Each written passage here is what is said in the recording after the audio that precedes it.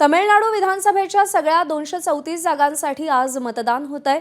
तमिळनाडू विधानसभा निवडणुकीमध्ये आज एकूण 57.3 कोटी मतदार सहभागी होतील।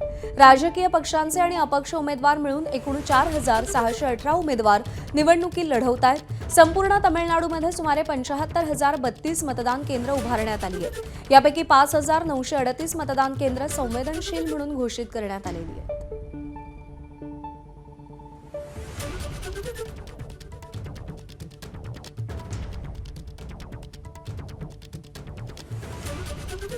त्यामुळे तमिळनाडू आणि पश्चिम बंगाल या दोन महत्त्वाच्या राज्यांमध्ये निवडणुकीच्या मतदानाला सुरुवात झालेली आहे। ही दोन्हीही राज्य भाजपच्या दृष्टीने अत्यंत महत्त्वाची आणि सर न करता आलेली अशी राज्य आहेत।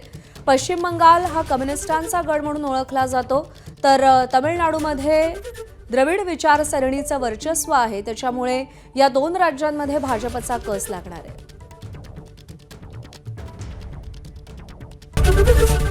एबीपी माझा, उघडा डोळे बघा नीट।